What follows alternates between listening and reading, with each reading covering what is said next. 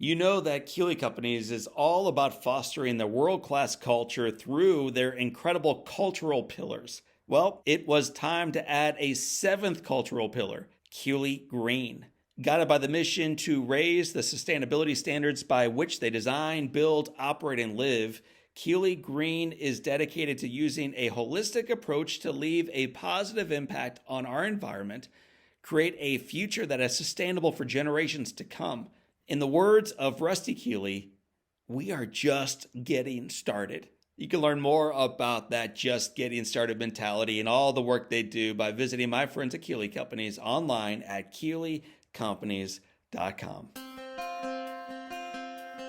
Welcome to the Live Inspired podcast with John O'Leary. John is the #1 national best-selling author of the book On Fire. He's a world-class inspirational speaker, and he's the host of the Live Inspired podcast. John interviews extraordinary individuals on their life story so that you can wake up from accidental living and more fully live your life story. Here's your host, John O'Leary. Well, hello, my friends, and welcome to the Live Inspired podcast with John O'Leary. Our guest today is named Rob Kenney. Rob is lovingly known as the dad of the internet. He created Dad, How Do I? It's a YouTube channel that has grown to over 5 million followers seeking practical advice, heartfelt encouragement, and, of course, a steady dose of dad jokes. And yet, my friends, behind the laughter is a story that you're going to hear today of resilience, of forgiveness, and of showing up when it matters most.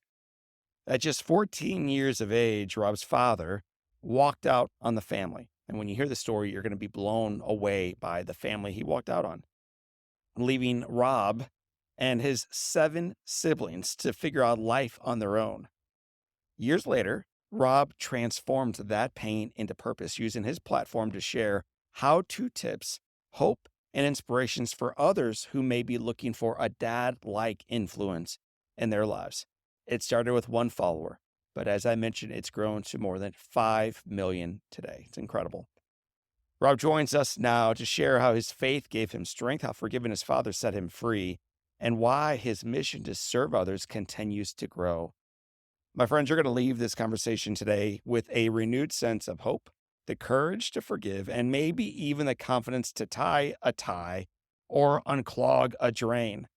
So without further ado, let me loop him in. His name is Rob Kenney. Rob, my brother, welcome to Live Inspired with John O'Leary. Thanks for having me, John. Well, man, as you and I said right before we hit record, it's almost like we've already known each other. We've already done life together. We're already friends together. But for our friends who have not yet had the opportunity of listening to your podcast, watching your videos, reading your book, having coffee with you live, if they were to bump into you at a, say, Seattle fish market, and while catching fish, they said, Rob, tell me about you. How do you respond to that today? What do you do today? Boy, that's tough to put that into a little blurb. I have a YouTube channel. I started on YouTube during the pandemic, and I just wanted to show people some simple things that I had to learn the hard way. And so I'm just blessed to get the opportunity to be able to sprinkle joy wherever I can and try to keep things simple. And so that's what my channel is all about. It's not rocket science. I'm a jack of all trades, master of none. So I know a little bit about everything, just enough to be dangerous. So when our listeners are hearing that you are a YouTube star and a TikToker and an Instagram celebrity and a social influencer, all these other buzzwords we've heard about, they're probably, for those listeners, thinking, well, he's probably 23. He's probably very fit. He probably takes the right vitamins in the morning and works out the right way. And yet your story is a little different than that, because that's really not the focus of your social media. It's completely different. And the reason why you're on our podcast is because, in my mind, it's completely life-centric. It's completely about taking the life you have experienced and making it a little bit better today than it was yesterday, not only for yourself, but for others. And as a standalone, Rob, that's a beautiful thing to do. But when people hear your backstory, it will blow them away that you're able to do that now, not only in your life, but for others. So I'm going to back the train up just a little bit. We're going to leave Seattle for a moment. New Orleans is where you were born. And then you spent, I think, 2 years down there before moving up to Washington. Give us a snapshot of what your childhood was like. Well, you've really done your research, John. That Thank you I for respect the looking man into I'm in it. front of. I really I love your heart. So it's been an honor to do the research. I appreciate that. Yeah. So one thing I failed to say is my channel's Dad, How Do I? And I came up with that name before we go too far back. I came up with that name because I pictured one of my kids saying, Dad, how do I? And then I'd come running and fix it, so to speak. And so that's where I came up with that name. But yeah, so to back up to the very beginning, I'm one of 8 kids, actually. And my 6 older siblings were born in and around Wichita, Kansas. And my mom was one of 12 kids, and my dad worked at Boeing. So he had 6 kids, and then his work dried up. My mom was so glued into that community there with all her siblings and all their children and that sort of thing. And I think she had a vision of us being raised there and Norman Rockwell kind of story. And it didn't happen that way because my dad's work dried up. So he moved us to New Orleans with the space program with Boeing, and that's where I was born. And my mom didn't take that too well. Struggled being that far away, and really that wasn't that far away from Kansas. And then my dad got a job up here in near the Seattle area with the 747. There was an opportunity with the 747 when it was first starting in the 60s, and so he moved us up here, which even took a further toll on my mom. I was young, so I have to piece some of this together from my older siblings and what they observed. My mom struggled. My dad tried to do, he did so many good things. And I think if you look at my siblings and you look at how we kind of turned out, my parents started out really well. And so I hate to beat them up and say they were horrible because they really did some good things. But unfortunately, it went south when they went north. My mom struggled with anxiety, and she went to see a therapist, and the therapist told her, "Oh, Barbara, just buy yourself a new hat." Because that was the 70s, that we didn't have the good therapy like we have now. And so she continued to struggle and turned to alcohol. And their marriage took a turn. And so my dad ended up getting custody of us. The older siblings had kind of moved out of the house, but us younger siblings were still at home, probably from when I was about 12. And there was a time where my dad got custody. My mom wasn't able to, he got a restraining order where she couldn't even come around. But my dad had met another woman. And so we were living at home, us younger ones, for a time where my dad would load us up with groceries and then he'd be gone for a week. I want to make sure people hear what's going on here. You are 12. I think you have a younger sibling. Yeah. There's 4 or 5 other kids living at home at this time. 4. And, Yeah, 4 total. Mm-hmm. and dad would drop off groceries and come back about a week later and just check, do a proof of life, drop off more groceries and do it again. Yeah. When you've had now decades to reflect on that, but as a child, did you recognize how unusual and tragic this is? Not really. I think you just cope. You learn to cope, and you just kind of do your best. And I, I was ashamed, I guess. So I knew there was something dysfunctional, but not so much so that I was, I didn't know what to do. I'm 12. I'm just trying to cope. I'm going to school. I learned how to forge my dad's signature in case I was ever sick. So did I, for very different reasons, though. But that's a different podcast, Rob. But they started so well that I think we were kind of running on fumes of trying to just do the best we could with the hand that we'd been dealt. It went along like that for a little while, and then my dad finally made the decision he was done. And he came home when I was 14, and we were having a birthday party. Again, that's a little fuzzy, and if I talk to my older siblings, they're not even sure exactly when that was, but it was somebody's birthday at our house, and my dad came home and said he's done raising kids. The younger kids are either going to go live with the older siblings. You guys are going to have to take them in, or they're going to foster care. So that's tough. That's tough to hear that because I was there to hear it. Thankfully, my brother stepped up, who was 9 years older than me. He was just 23 at the time. So he's a young kid. My son's almost 30, and I can't imagine him taking on a 14-year-old kid and try to raise him. And so my brother had bought a trailer and had just gotten married. It was that October of 78. And then I went to live with them in January of 79. So just they'd only been, they'd newlyweds for just a couple Yes. months, and then I went to live with them, and it was a 8 by 35 trailer. They used to call it a mobile home, but it was a trailer. And my brother built a shelf in the back of the trailer and put a bed on it, and that's where I lived for a couple years. And it was tough because it was hard on them and hard on me, as a 14-year-old going through puberty, and it was hard for them, but also I'm imposing is how I looked at it. I'm trying to be the best person that I can while I'm there, but failing miserably because, we lived kind of like everybody fends for themselves for a couple of years. So I didn't have the training to really know what to do. And so they were doing the best they could to kind of shape me. And that was difficult, but I'm glad they did it.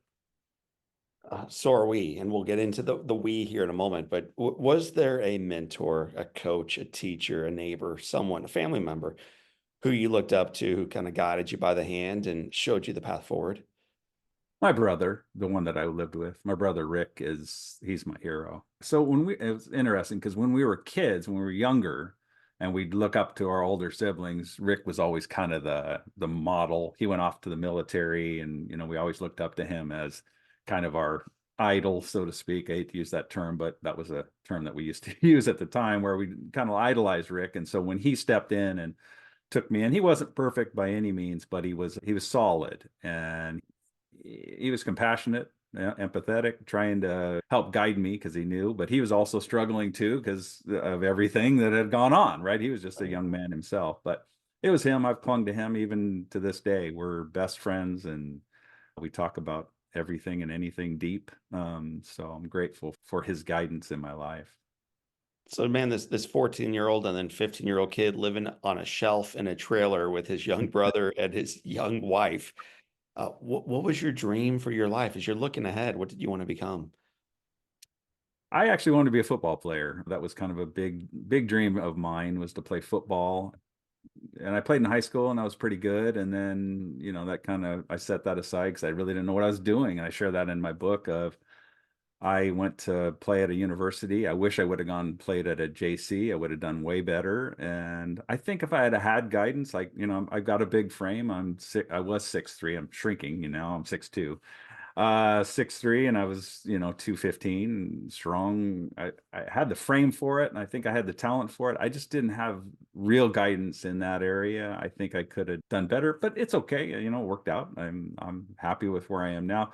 It was a struggle. There's times. So I just turned 60 this last summer, and my brother, a different brother, Joe, put together this really nice slideshow of me, and it made me really emotional because there was a time that I didn't maybe like myself too much, I guess. I don't know how else to put it, where it was like, I think we all cringe when we see some younger pictures of us or whatever, but I it was a tough window of time where I was just coping, existing, I guess is what I would say. And I was a decent looking guy too, but you couldn't probably tell what was going on internally, where I was struggling with just so many insecurities, so many, why am I here? What's life about and stuff. And anyway, that kind of leads up to how the Lord found me, and how it changed my life.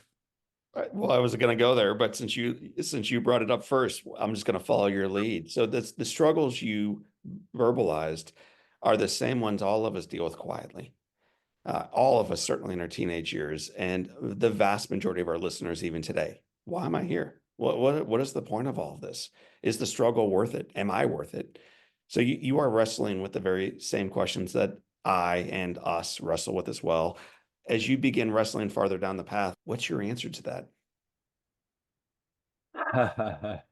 Yeah, you've been through way more than I have, John. And so I don't want to, and I try to share that on my channel too. I've been through some stuff, but people have been through way worse than I have. And so I don't ever want to act like, I've been through a lot, but I do think it gives me a Well, level of empathy that. I'm gonna just jump in. I have physically been through far worse than most. I also am able to say, and I had a foundation of incredibly strong faith and parents who loved one another, love each other still decades later, love their kids enough that not only did we love one another, we loved our lives. And that is a pretty doggone strong foundation from which to leap through any adversity. So you're right, man. I went through a lot as a kid, but I had a firm foundation. You had nothing. So I would say what you went through and struggled with as a young person is mighty and connects with all of our audience where they are. So I'll let you go forward from there. Well, thank you. I get a lot of comments on my channel about some of the stuff people have gone through. I'm going, oh my, it breaks my Right. heart that you've been through that. I can't make it better. I can give you a level of empathy that the best I can, but that's way worse than anything I've ever been through. So anyway, I ended up marrying my wife, and I met her at Boeing. And we're both computer drafters, and then I got frustrated with Boeing because it wasn't going as fast a pace as far as moving up the chain. And so I was frustrated with that because I didn't have a college degree, and they look highly on that, but I was promoted and the money wasn't coming. So I jumped ship and I went to work with an audiovisual company because I was told made all these promises to me that it was going to be, I'd be part owner and all this stuff. And that unfortunately fell apart. And around that time that fell apart, my wife was pregnant with our daughter, and we didn't have a home yet. We were still in an apartment. I left that job because I just had to for my mental state. It was just unbearable. I couldn't sleep at night. It was just killing me. And so I quit that job while my wife was pregnant. And then I'm being just completely humbled watching my wife go off to work pregnant while I'm at home without a job. And this was October of that year of 91. Right. And it was hard. That was really, really hard. I had to really take a deep dive into what have I done. I had built up this thing that I thought was going to be amazing, and then now it's knocked out from underneath me.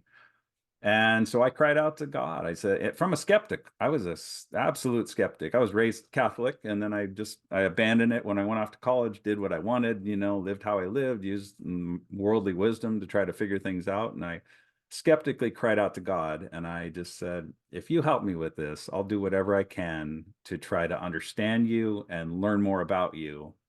And boy, and then we found shortly after that, I found out that so this is early January as I went through the holidays, which is a tough time to be without a job, watching your wife go off to work with your baby. But then everything kind of started falling into place. I got a job, and I compare it to the story where Jesus is on the boat and he's sleeping, and the apostles are out on the storm, and the storm's raging. They're seasoned fishermen that are out on the boat, and the storm's raging, and they're freaking out over the storm, and Jesus is asleep, right? And they wake Jesus up and say, hey, don't you care, we're perishing? And Jesus wakes up, calms the storm, and it says, and then they became very afraid. That was me because the storm was calm then, this big storm that I was going through, and then it was calm, and I'm like, what did I just bargained with a force that is terrifying to me. So that scared me worse than what I was going through, because I'm like, oh my goodness, you're there, and I've been doing things that I shouldn't have been doing. So fast forward, I started digging in and started understanding and started going to church and started to understand who I am in this big universe and that I matter.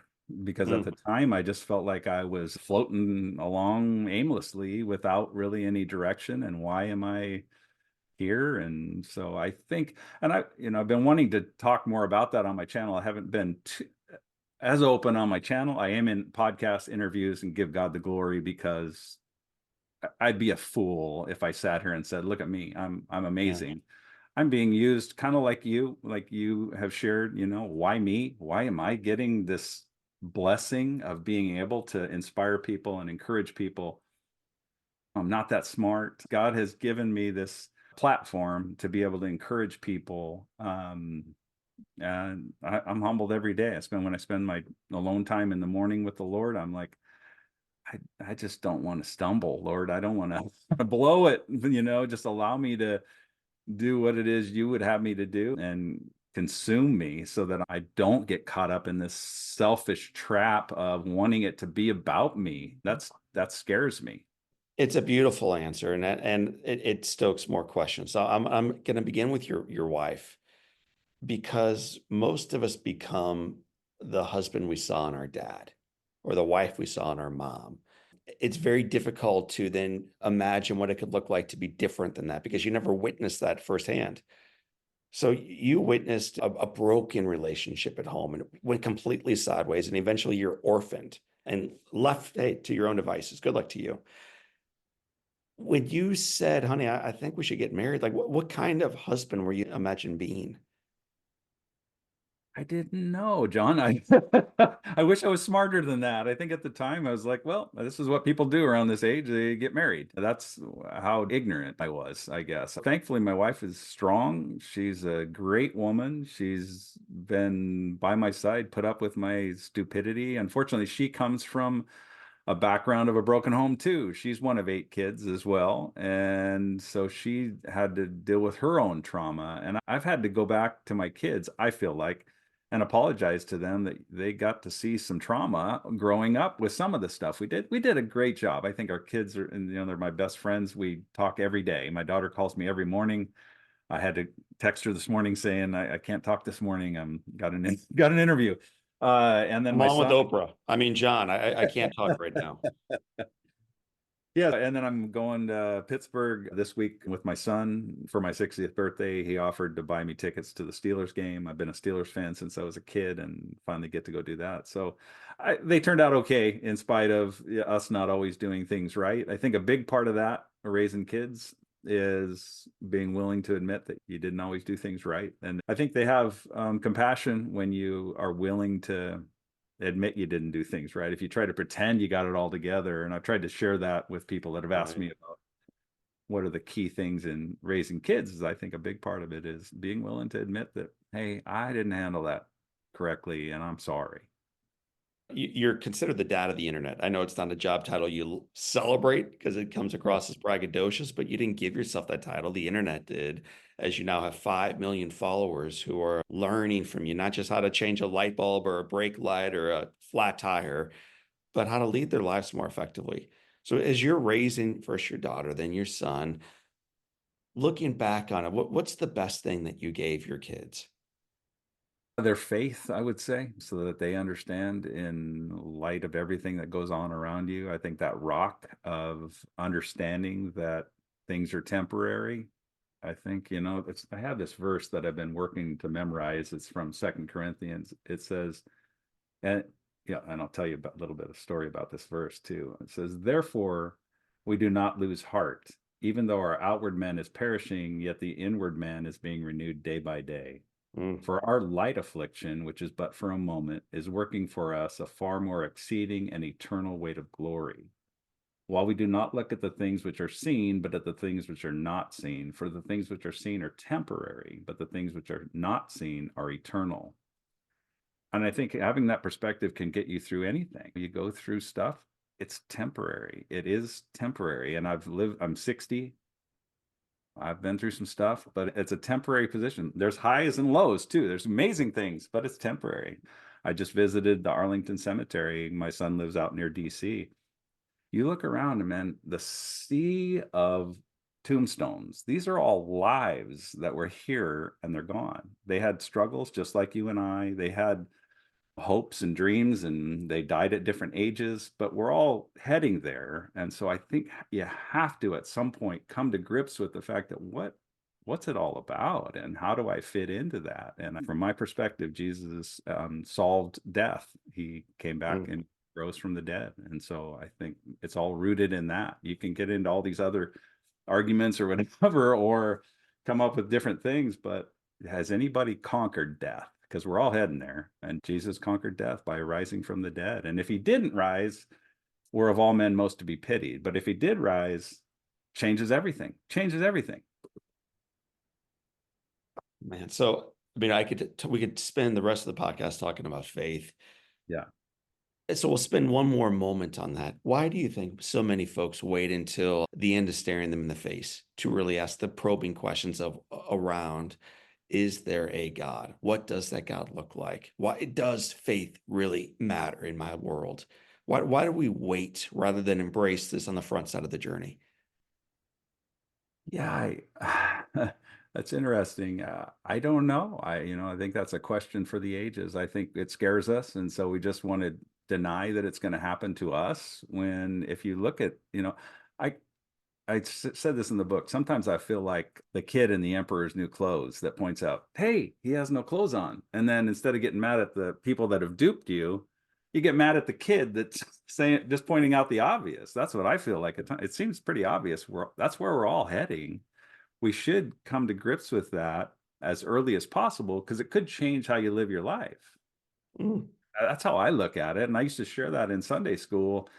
When I was teaching Sunday school, I said, you need to get this stuff figured out early so that you don't live your whole life and go, I maybe would have done things different. I think we all have regrets no matter what you do. You're going to, I wish I would have done that different. But the reality is we're all heading there. And so I Right. think we should, the sooner the better, grapple with it. Robbie, you mentioned a moment ago that my kids are my best friends. Like you're just wild about them. Your daughter, and you speak every morning. I kind of consider her your agent. She sparked this whole doggone internet thing that you're part of. We'll get there next, I promise. Your son, you've been to DC with him recently. You're going to Pittsburgh coming up soon. It seems many parents these days long to be their children's best friends, at the risk, though, of not disciplining them and raising them properly. And so it's common to almost like put on a skirt, dress the same, drink the same, party the same, fit in the same, to be a friend the same, to be a peer rather than a parent. How do you encourage parents out there to balance love and discipline, parenting and friendship? Yeah, that's a question for the ages too, because it takes some discernment. It takes some, just again, I think prayer for me was trying to, because there is, like you said, that you can't just be their best buddy, and but there's times where you can, but you also got to make sure, I think, keep that level of respect that, hey, I'm still your parent, that, you've crossed the boundary here. Kind of like a coach too. If a coach allows you to get too close, pretty soon you start, familiarity breeds contempt. It happens everywhere. You just got to pray for wisdom, I think, when it comes to that, where just got to understand the fine line between them being your buddy, because that's not good too. My daughter's 32 and my son's 29. And so now they still respect me as their parent and respect my wife as their mom, but we can be more buddies now because their decisions are their own. We differ on different things, and I'm not living their life. I'm living my own life. And so that's what you get to do now. And hopefully we've trained you to have discernment, to live your own life. More power to you. But just got to live with the consequences of your decisions now. Some of our dads listening, some of the moms listening, some of those who care for their nephews and nieces, or the young neighbors listening, are thinking, gosh, I'm glad this man that John's interviewing has connected with his kids, but I haven't built that relationship somehow. I swung and missed. Somewhere along the way, there's just a disconnect between the children and myself. So for those of us who've got into that point, whether the kids are 8 or 29 and 32, how do we begin to rebuild or build for the first time that connection with our young people, with our children? I think that you have to be vulnerable. I think you have to be willing to be vulnerable and admit that maybe you didn't do things right. One thing that I've always told my kids too is my relationship with my dad. So kind of tie a bow on that. I did end up forgiving him, because I struggled with that for a long time, but then understanding, and I remember hearing that unforgiveness is like drinking poison and hoping it hurts the other person, when it was killing me. It was eating me up. I was spending way too much energy wanting revenge on my dad. And when I finally let him go, there was freedom for me on the other side. I can't even express it. It's like, Right. that weight is gone. Now I can focus on what I'm going to do moving forward. And it was anticlimactic. And I shared that in my book. My dad asked for forgiveness, and I said, well, I forgave you a long time ago, Dad.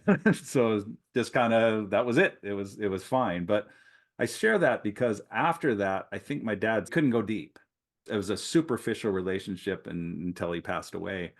And I don't want that. I'm kind of done with superficial relationships. I'd rather, hey, how can we solve this? I'm just going to pour my heart out to you and tell you, I don't like where our relationship is here. We could, and because it takes two, you have to say, if you want this as a superficial relationship and we both just kind of ride our time out here on earth that way, that's a choice. Right. I'd rather not have that. I'd rather have a real relationship with you and admit to my shortcomings, and hopefully we can be real with each other.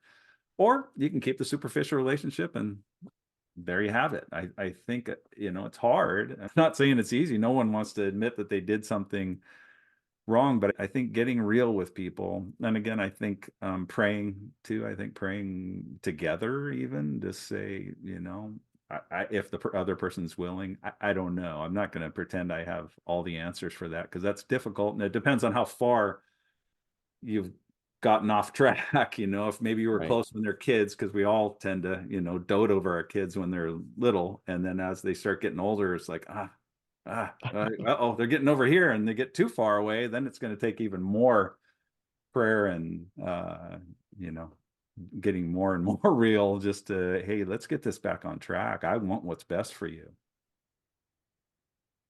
Oh man, you said a lot there. So you forgave your dad, which is a very difficult thing for me to imagine how you did that.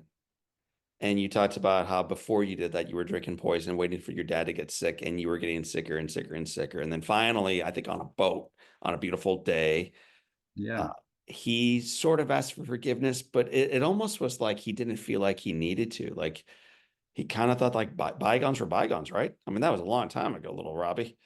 Even that smugness, if I'm being super honest with you, like to not fully embrace what you've done. Yeah. He was in his mid 80s, to not Hmm. fully recognize the collateral damage potentially and in reality of that decision to selfishly just pursue a new relationship. I was angry, and yet you hugged him and you just pulled him in and you said, Dad, I've been forgiven. I forgive you. And it was a tender moment, anticlimactic in some regards, but important. So I'm going to shift gears now, because you may not have had the dad that you needed, but you are, believe it or not, becoming a dad, not only to the two you've raised, but to three and then four and then five and six and now 5 million kids out there. So, dad of the internet, you start this channel, I think back during COVID, right? April of 2020. Hmm. Give us the origin story. I think it's a sweet, humble beginning of what you built. Yeah, I had no idea it would be what it is. I had thought of the idea a couple years prior to actually posting anything. I told my daughter something I wanted to do, and then during COVID, she said, "Dad, now's the time to do it." She said, "I think people are hungry to hear from just a normal guy instead of celebrities, because celebrities are out doing different things, and celebrities kind of become unrelatable at some point where." She said, "I think that this is the time if you're going to do it." And I ran out of excuses, because I was locked up at home just like everybody else. I was Right. quarantined. So I was like, well, I can easily do how to tie a tie, and that won't take a whole lot of time. I think I can figure out YouTube. I'll just upload this video. And then she shared it with a few people. And yeah, I thought I was going to have 30 or 40 people, and I just have this tight community where I could pass along some nuggets that I had learned a lot of it the hard way. Just try to give some people some nuggets, because I go to YouTube like anybody else to learn how to do things, but a lot of times it's like, how is this a 20-minute video? I was looking for that nugget at 16, and at minute 16 I had to wade through all this garbage to get to the little nugget. Couldn't you just Right. told me that at the beginning? And so I was like, well, my original goal was I'm going to make my videos 2 or 3 minutes, and try to keep them short, but that's hard to do because there's some things you leave out, and I gotta try to share more things. And so cooking videos and other videos take longer, because I want to show it kind of in real time. Some things you don't have to show in real time, but some things I want to help you understand what you're getting into so that you understand it's going to take about this amount of time to get this Right. done. It kind of started catching fire a little bit. My wife and I'd be out on a walk, and I'm like, oh man, I just got 10 more subscribers. I'm up to 100. What is going on? And then it grew to 1,000. And I'm like, oh, what is happening? And then Reddit got a hold of it. Facebook, somebody posted on Facebook, somebody posted on TikTok. And that was when it just completely blew up. Then I had 600,000, 700,000, a million. I'm like, oh, what is going on? And it honestly terrified me, because I'm an introvert. It's ironic, because now I know you do a lot of speaking. I don't know if that's always been comfortable for you, but I said several years ago, I said, if God ever has me up speaking in front of people, you'll know it's from God, because that's the last thing I want in my life. I've avoided it at all costs. I was in sales and I was asked several times to get up and speak, and I'm like, I'm not the guy. Pick somebody else. And they knew I was good at my job, and I normally only had to speak to 2 or 3 people, and I was good with that. And so, yeah, it's God has a sense of humor. And so I was crying, literally crying on my bed, like in a fetal position, like, what just happened to my life? I'm looking and seeing my faces everywhere, all over the internet. And I'm like, I don't know if I want this. And I can't put it back in the tube, can't put the toothpaste back in the tube. It was out. And so that was terrifying. I've got my feet under me now, that's 4.5 years ago now. And so I'm good with it. I'm just trying to, rely on the Lord to help me every day. So there's a lot of videos of how to tie a tie, a lot of videos of how to change a tire, a lot of videos of how to make noodles, a lot of videos of how to iron shirts, and yet yours seems to connect far more with the audience and then go viral afterwards than the others. And if we're just being direct, like, you're an introverted guy, you're and I mean this with praise, so ordinary, so ordinary. Why do you think such an ordinary guy with an ordinary approach to ironing a shirt is so much more successful than all the other approaches out there? Yeah, I think I got to give God the glory. I think in my finite, fallen, limited way, I'm sharing a little piece of God's love for people. That's how I've come to grips with it. Because when it first started happening, I'm like, why? What is going on? Why is Right. this resonating? And people are crying watching me tie a tie. I thought I was, in my ignorance, I thought I was just showing you how to tie a tie. This is how I'd show my kids. I'm going to show you. But people, for various reasons, maybe didn't have a dad, lost their dad. So many other emotions are going on. Right. I really do think it's God reaching out and touching people's hearts with my little way of, here's a little piece of love from God. It's not perfect, but in a way, you're cared for. And so I'm grateful for that, because that is more of what my channel is about, rather than the how-tos. I think it's Agreed. more spending time with somebody that shows you you're not alone. You frequently begin with, "Hey kids," and you frequently end with, "Hey, I love you and I'm proud of you." And I think to be a child to someone else is meaningful. And I think to actually know that someone's proud of you and they love you is meaningful. And I think that's a big deal. So if people want to learn how to do just about anything, they can certainly follow you and they'll learn it. But I'm going to ask you directly, Dad, how do I forgive? You on a boat had an experience where you were already able to tell your dad, Dad, I forgave you a while ago. For those of us who got snapped at on the way out the door by our spouse today, disappointed by a child, upset with the parent and the way they raised us, or the way a neighbor voted. Right now, 50% of us are irate that those people would vote that way. How do we forgive folks who, in our mind, have hurt us? Yeah, it's not easy. Looking back now, and if you read my book, you know that it was through tears and struggles, trying to ask God to help me with that, because I didn't want to forgive my dad. I felt like I was letting him off the hook. And I've had interviews. I actually had an interview in a local studio, and the gal disagreed with me that I don't think you can just forgive and forget. Well, I get it. I get it that it's hard. I'm not saying, but I think when you look at it selfishly, let's Right. look at it selfishly, it's in your own best interest to let that go. You can't do anything about it. You're spending energy on it that could be, and I do my Wisdom Wednesdays, because I think there's so much more to being a dad than just showing you how to do things. I want to walk alongside and encourage you with a lot of quotes that have helped me. And there's one where I was trimming the bushes out here, the flower bushes, and just talking about, if you can compare it to your own life, the bush is spending energy on something that's dead. Trim it off so that it can spend energy on something beautiful moving forward, right? Mm, If you can look at your life that way, quit spending energy on stuff that doesn't help you. It's right. it's it's bogging you down. It's a chain that's holding you back from what you can actually accomplish in your life. And so if you can look at it that way, it's hard. I get it. So don't say, he just doesn't understand. Well, I do to some extent. Again, people have been through way more than I have. But if I can tell you from my perspective, there's freedom waiting for you on the other side of forgiveness. So, Dad, how do I follow you? Where do we learn more about the work and the wisdom and the knowledge that you have that you're imparting into your followers?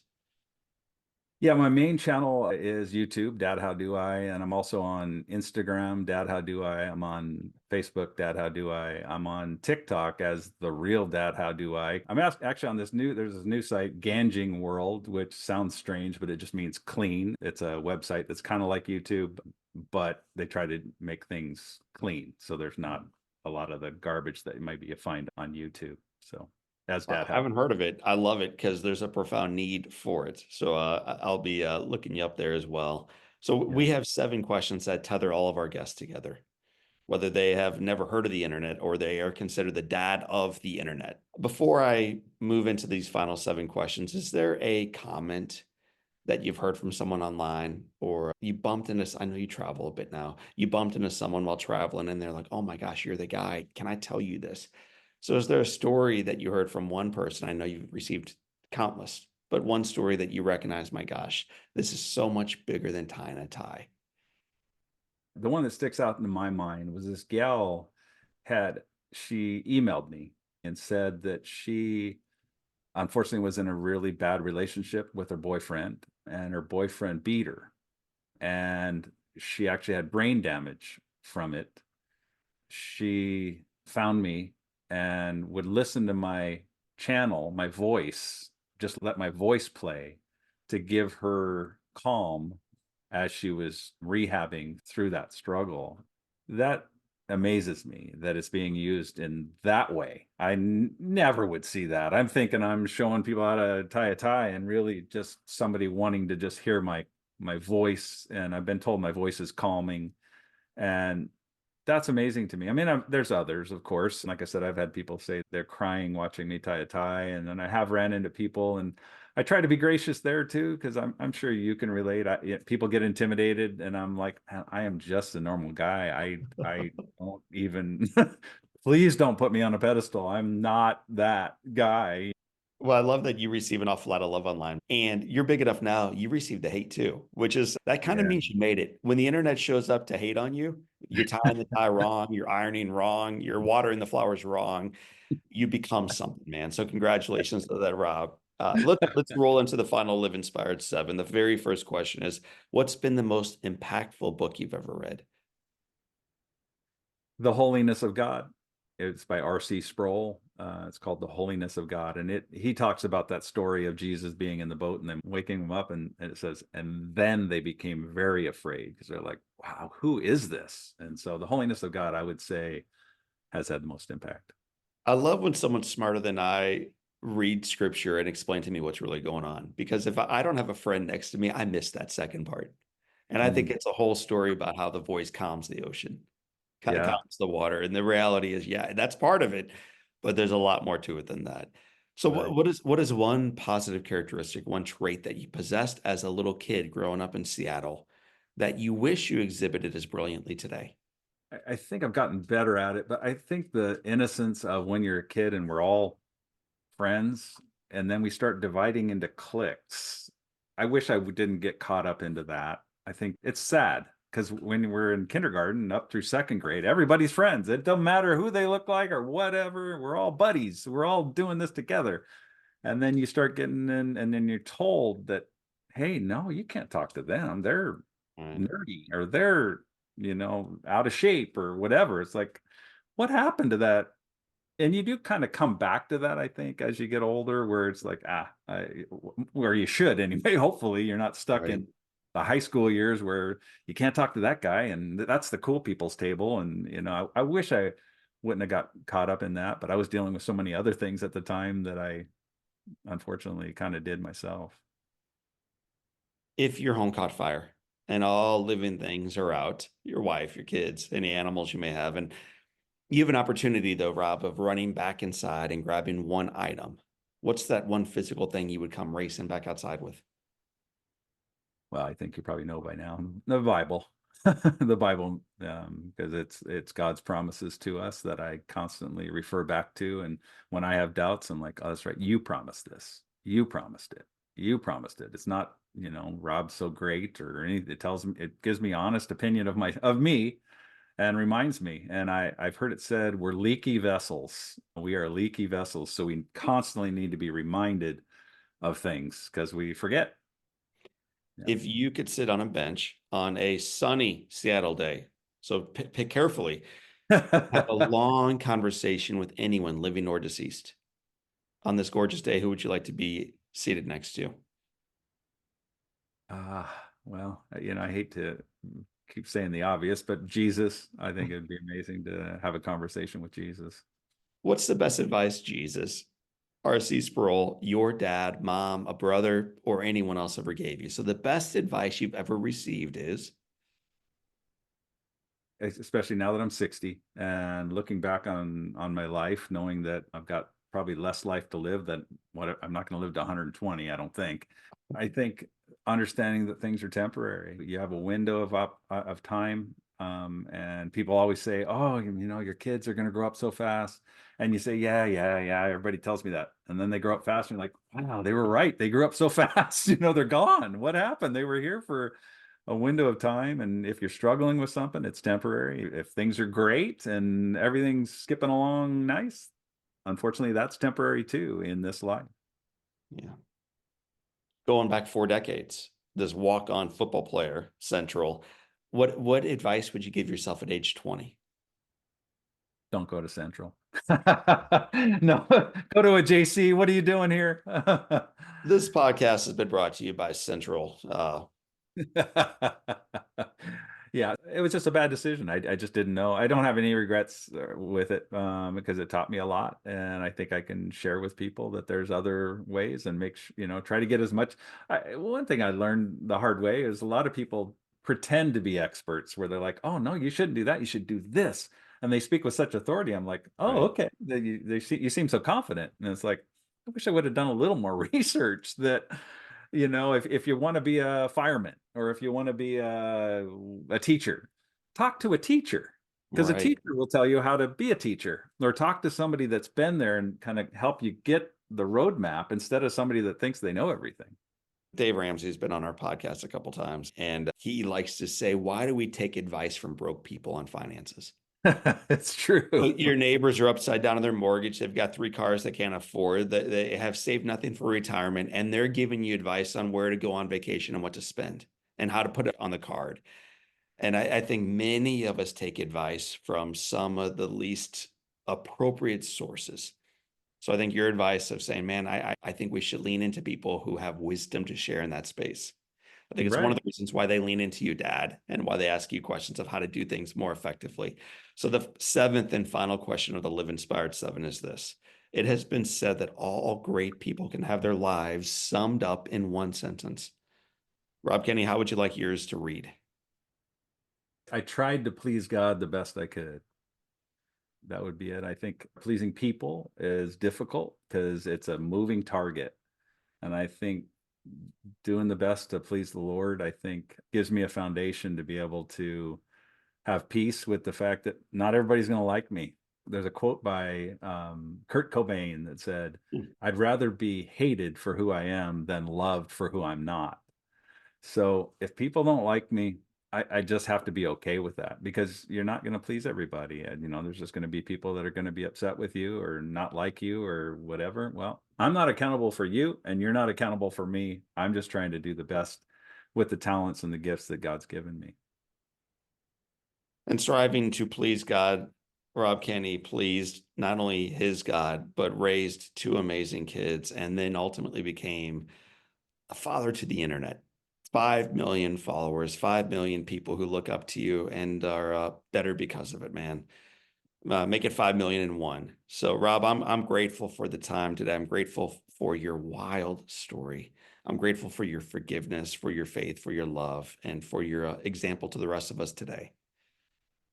Well, thanks, John. I really appreciate you too. You got an inspiring story. We could have spent the whole time talking about your story, your story too. And I, like you, just can't believe that I get to do what I get to do. I'm so grateful and humbled and amazed. God's blessed me beyond measure. I don't deserve it, but I'll take it. I'm grateful for it. I don't know what else. Words can't express it, and I'm sure you can relate to that. Words cannot express how grateful I am for the blessings that I have. Well, and as we get ready to wrap this one up, I want to make sure folks recognize the man who just said, "Words can't express how blessed I am, blessed beyond measure," is also the same man who grew up without a mom, who grew up with a distant father who left him high and dry, who grew up with no real mentorship in his life, who ultimately got married young, had a baby young, was unemployed young, and today recognizes how unbelievably blessed he is along the way. And I hope, regardless of where you are in your story, that you recognize that same truth is alive and well today in yours. So, my friends, for this time and until next time, my name is John O'Leary. That is Rob Kenney. And today is your day. What a gift. Blessed beyond measure and live inspired.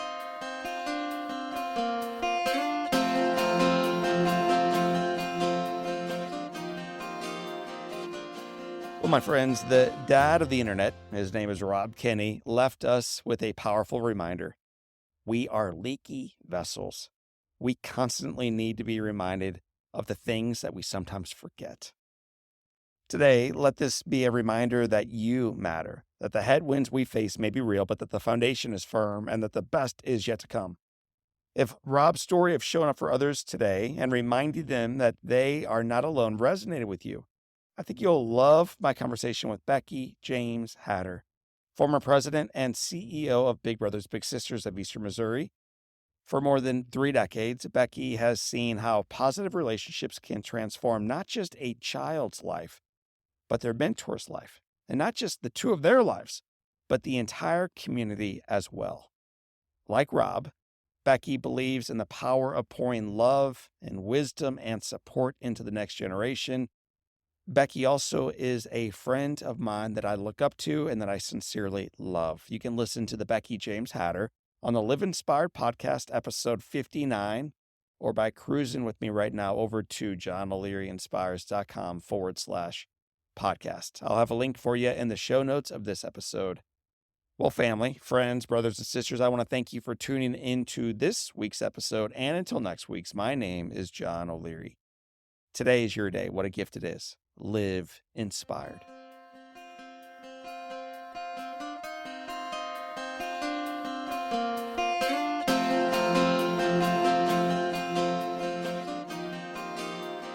Keeley Companies was started almost 50 years ago by the one and only Larry Keeley. What started as a small family-owned paving company in St. Louis has grown to a nationally known full-service construction, development, and restoration partner. Larry the Legend, as he is affectionately known, has been a part of this growth every step of the way and continues to provide guidance as his son, Rusty, my buddy, drives their vision and achieves results on purpose. His unwavering foundation of a family culture with a focus on people has gotten Keeley Companies to where they are today, and their journey is truly just beginning.